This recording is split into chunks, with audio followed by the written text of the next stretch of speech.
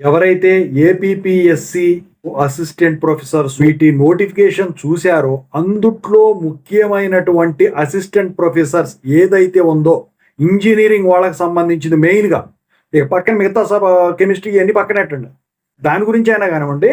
So ముందుగా engineering సంబంధించిన assistant ప్రొఫెసర్స్కి ఎవరైతే వివిధ యూనివర్సిటీలకి అప్లై చేస్తా ఉన్నారో దాన్ని అప్లై చేసే ముందు ఎవరో చెప్పని విషయం ఒకటి మీకు చెప్తాను, ఓకేనా? అది కనుక మీరు చేసి తప్పు చేసి మీరు గనక అప్లై చేస్తే మీ డబ్బులు వెనకైతే రావు, రిఫండ్ ఉండదు.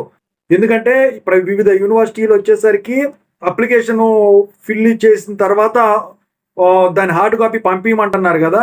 అయితే అది ఎందుకు పంపించమంటున్నారంటే స్క్రీనింగ్ చేయడానికి, ఆ తర్వాత సిబిటి ఎగ్జామ్ ఏపీపీఎస్సి వాళ్ళు కండక్ట్ చేస్తారు కదా. అయితే ఇక్కడ మీరు ఒక విషయం తెలుసుకోవాలి. అది చెప్పబోయే ముందు అయితే ఇంతవరకు ఈ ఛానల్ సబ్స్క్రైబ్ చేసుకుని వాళ్ళు సబ్స్క్రైబ్ చేసుకుని వీడియోని లైక్ చేసి షేర్ చేయండి. మీకు కనుక నాతో మాట్లాడాలంటే కాల్ మీ ఫోన్ ద్వారా కాల్ చేయండి.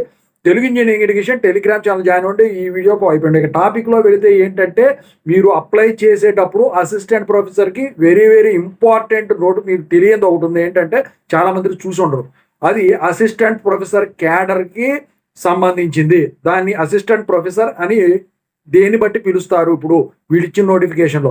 సో అందరూ కూడా శాలరీ 57,000 ఈ పే స్కేల్ ఇదంతా చూసేసి ఓ అని అప్లై చేసేస్తూ ఉంటారు. అయితే ఇక్కడ అసిస్టెంట్ ప్రొఫెసర్ వాళ్ళు దేని కింద కన్సిడర్ చేస్తున్నారంటే, గ్రాడ్యుయేషన్ అయిపోయిన తర్వాత మీరు పిహెచ్డి చేసినట్టయితే అది ఎస్ఎల్ఈటి లేకపోతే గేటు ఇలాంటివి ఉంటాయి చూసారా, వాటి ద్వారా మీరు పిహెచ్డి కంప్లీట్ చేసిన వాళ్ళని అసిస్టెంట్ ప్రొఫెసర్ కింద వీడు కన్సిడర్ చేస్తా ఉన్నారు. అయితే ఒకవేళ మీకు పిహెచ్డి కనుక లేకుండా నాకు తెలిసి అది కనుక అప్లై చేస్తే ఆ నోటు ప్రకారం ఒకసారి చూడండి, డీటెయిల్ నోటిఫికేషన్. ప్రతి యూనివర్సిటీ నేను చూడలేదు, కానీ కొన్ని యూనివర్సిటీల్లో నేను చూశాను. ఆర్జీకేయుటి, జేఎన్టీయూ కాకినాడ, జేఎన్టీయూ అనంతపూర్ ఇలాంటివి చూశాను.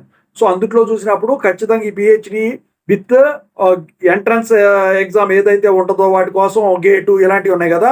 సో అవి రాసి క్వాలిఫై అయిన వాళ్ళకే అసిస్టెంట్ ప్రొఫెసర్ క్యాడర్ కింద వస్తారు అని చెప్పేసి అందుట్లో క్లియర్గా మెన్షన్ చేశారు, నోట్లో ఉంటుంది ఎన్ఓటీఈలో. సో మీరు అది లేకుండా అప్లై చేస్తే మీరు 2,500 రూపాయలు పోతాయి, మీ అప్లికేషను అక్కడ స్వీకరించబడవు. మీరు డీటెయిల్ నోటిఫికేషన్ చూసుకోండి. ఎన్ఓటీ నోట్లో ఇప్పుడు నేను చెప్పింది ఏదైతే కనుక ఉన్నదనుకోండి, మీకు కనుక పిహెచ్డి లేకపోతే మీరు ఎలిజిబుల్ కావాలి.